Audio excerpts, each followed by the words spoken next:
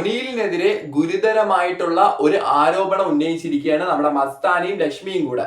അത് മാത്രമല്ല, ഇത് പക്ഷെ മസ്താനിക്കാണ് ഈ ഒരു അനുഭവം ഏറ്റതെങ്കിലും അത് ഇത്രയും വിവാദം ഉണ്ടാക്കിയത് ലക്ഷ്മിയാണ്. പക്ഷെ അവിടെ മസ്താനിക്ക് കുഴപ്പമില്ല, കുഴപ്പം മൊത്തം ലക്ഷ്മിക്കാണെന്ന് തോന്നിപ്പോ. അങ്ങനെയാണ് കാര്യങ്ങളുടെ പോക്ക്.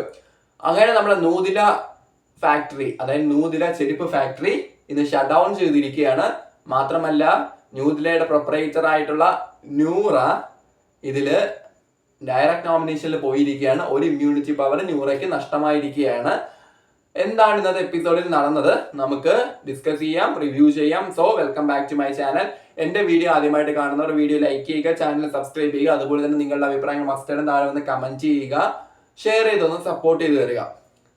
റിവ്യൂ പറഞ്ഞു പോവാം. അതിനു മുമ്പായിട്ട് ഇന്ന് നടന്ന ചില പ്രധാനപ്പെട്ട കാര്യങ്ങൾ എപ്പിസോഡിൽ കാണിച്ചില്ല. BB+ കാണിക്കുമെന്നൊന്നും അറിയില്ല, നമുക്ക് BB+ നോക്കാം.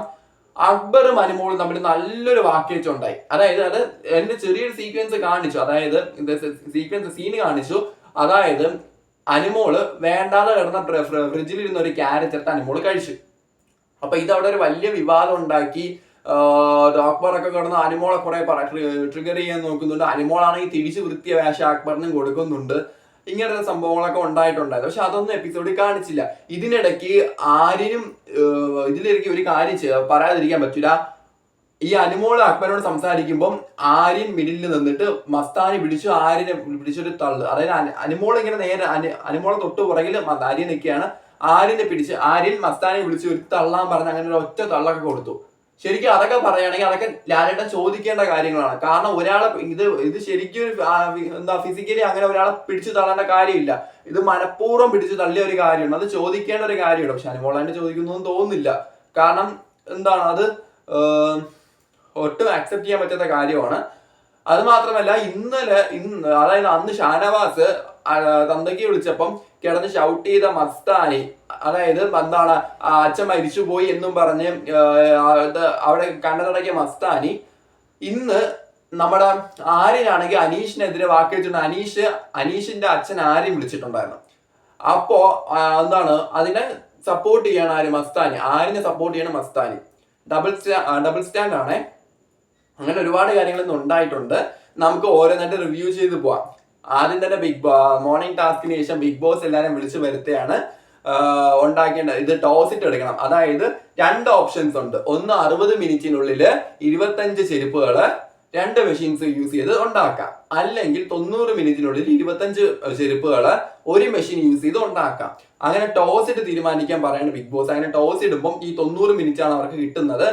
അപ്പം ഇവിടെ നോറ ഇത്തിരി ബുദ്ധി ഉപയോഗിച്ച് കളിച്ചു. കാരണം നോറ വളരെ നൈസായിട്ട് ഇവരോട് ബിഹേവ് ചെയ്തു. നൈസായിട്ട് അവർ പറയുന്നതൊക്കെ അക്സെപ്റ്റ് ചെയ്ത് ഒരു ഇലയ്ക്കും പുളിഞ്ഞ് കേടില്ലാത്ത രീതിയിൽ നോറ ഇന്ന് ബിഹേവ് ചെയ്തു.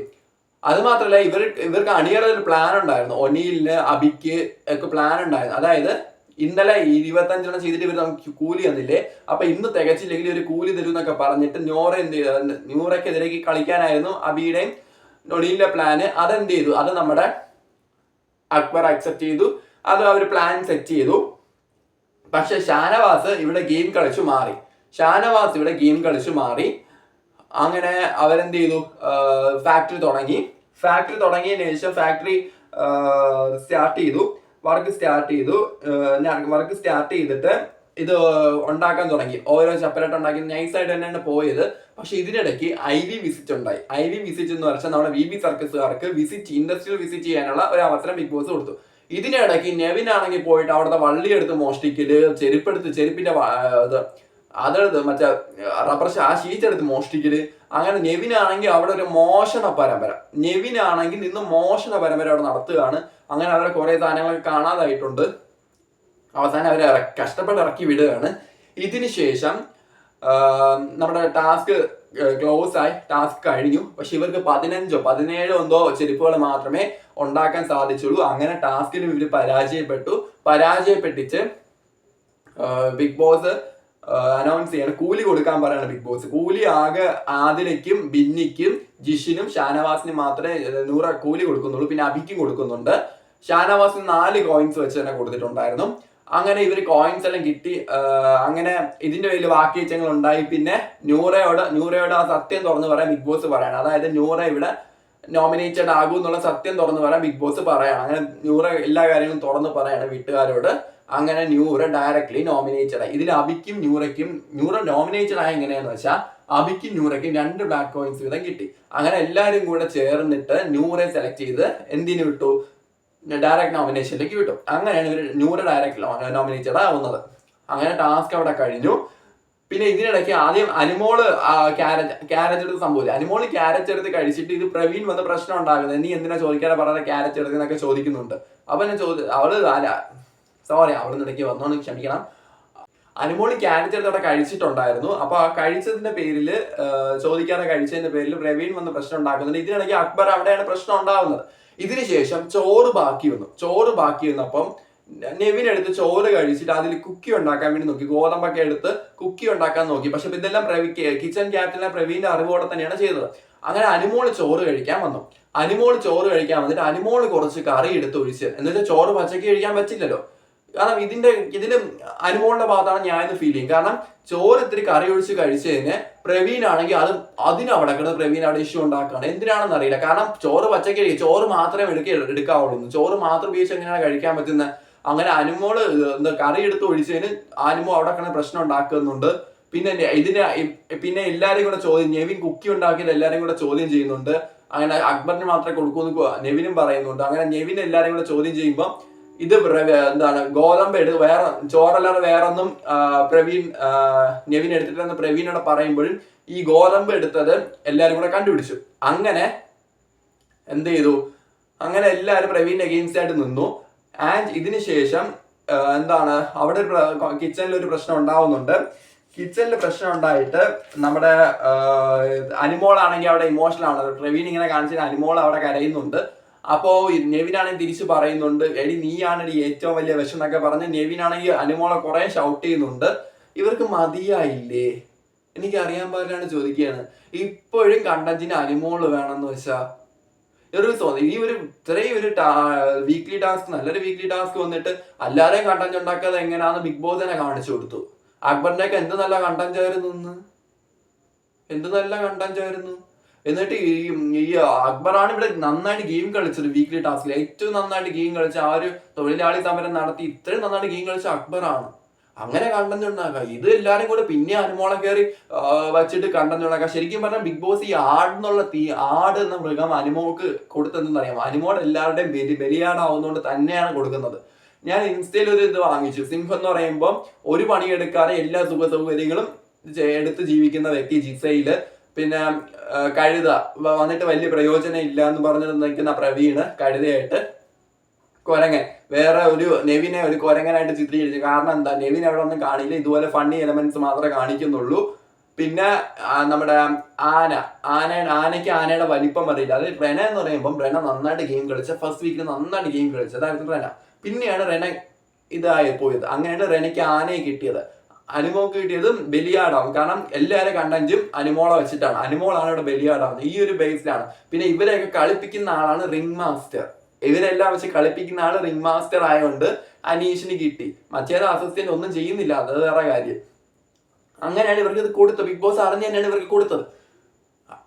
അതുപോലെ അതേ കാര്യം തന്നെയാണ് മനസ്സിലാവുന്നത്. കാരണം ഇങ്ങനെ എപ്പോഴും നോക്കിയാൽ അനുമോളെ പിടിച്ച് ഗെയിം കണ്ടന്റ് ഉണ്ടാക്കാന്ന് വെച്ചാൽ ഇവർക്ക് വേറൊരു പണിയുമില്ലേ? എനിക്ക് അറിയാൻ വേണ്ടിയാണ് ചോദിക്കുകയാണ്.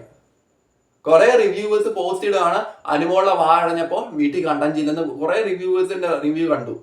കുറെ പേരിട്ടിരിക്കുന്നു. എന്ത് ഇതാണെന്നറിയില്ല. എന്തെങ്കിലും കണ്ടന്റാണെങ്കിൽ അത് അനുമോളെ ടച്ച് തന്നെ വേണമെന്ന് വെച്ചാ. ഇതിനിടയ്ക്ക് അനീഷാണെങ്കിൽ എന്തോ ഫ്രിഡ്ജിൽ നിന്ന് ഈ അനുമോളെ എടുത്ത് കഴിച്ചതിന് ശേഷം ആരും നിന്ന് ഉപ്പുമാവെന്ന് എടുത്ത് കഴിച്ചതിന് അനീഷ് അവിടെ കിടന്ന് പ്രശ്നം ഉണ്ടാക്കി. അതിനാണെന്ന് തോന്നുന്നു. അതോ എല്ലാവർക്കും വച്ചതിന് അല്ലാതെ എടുത്ത് കഴിച്ചതിനാണോ എന്താ പറഞ്ഞാൽ. പിന്നെ അങ്ങനെ അനീഷിനെ മാക്സിമം ആരും ട്രിഗർ ചെയ്യുന്നുണ്ട്. സത്യം പറഞ്ഞാൽ ആര്യൻ അവിടെ കോമാളി കളിക്കുകയായിരുന്നു. സീരിയസ്ലി ആര്യൻ ഒരു കോമാളിയെ പോലും നമുക്ക് ബിഹേവ് ചെയ്തത് ഇല്ല. ആര്യൻ നായ എന്ന് പറയുമ്പം സിംഹത്തിന്റെ അടിമയായ നായെന്ന് പറഞ്ഞാണ് ആര്യൻ കിടന്നത്. ഞാൻ പറയാൻ പറഞ്ഞു ആര്യന്റെ കാര്യം. അങ്ങനെ ആര്യൻ അവിടെ കോമാളി കളിക്കുന്നു. ഇതിന് കൂട്ടായിട്ട് മസ്താനി മസ്താനി ഇത്തിരി ഒന്ന് നന്നായി വന്നില്ല. മസ്താനി എല്ലാം വെള്ളം കോരിയിട്ട് കല ഉടച്ച കണക്കായിരിക്കും ഇന്നത്തെ മസ്താനിയുടെ ഒരു പെർഫോമൻസ്. സീരിയസ്ലി വളരെയധികം ശോകമായിരുന്നു മസ്താനിയുടെ ബിഹേവിയർ, പറയാതിരിക്കാൻ പറ്റൂല.